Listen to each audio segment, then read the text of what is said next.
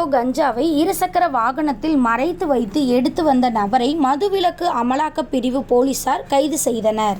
திருச்சி மாநகரில் கஞ்சா விற்பனையை தடுக்க மதுவிலக்கு அமலாக்க பிரிவு போலீசார் பல்வேறு நடவடிக்கைகளை எடுத்து வருகின்றனர்.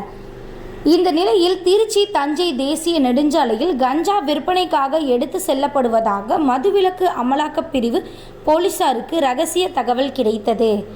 அதன் அடிப்படையில் மதுவிலக்கு அமலாக்க பிரிவு காவல் ஆய்வாளர் சுப்புலட்சுமி தலைமையில் உதவி ஆய்வாளர் உமா சங்கரி உள்ளிட்டோர் தீவிர வாகன சோதனையில் ஈடுபட்டனர். அப்பொழுது அவ்வழியாக இருசக்கர வாகனத்தில் வந்த மொய்தீன் கான் என்பவரின் வாகனத்தை சோதனை செய்த பொழுது அவர் 1150 கிராம் எடை கொண்ட கஞ்சாவை தன்னுடைய இருசக்கர வாகனத்தில் மறைத்து வைத்திருந்துள்ளார்.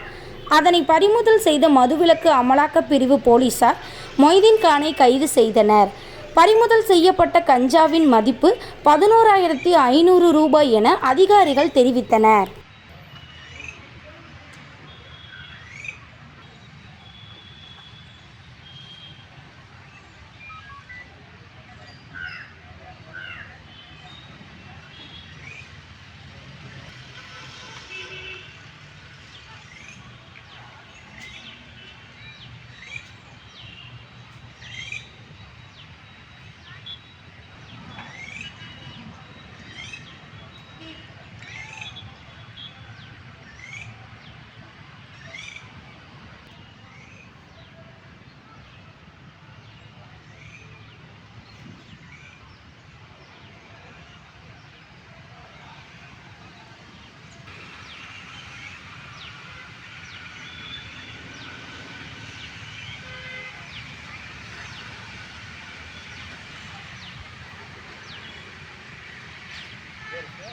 கட்டாயம்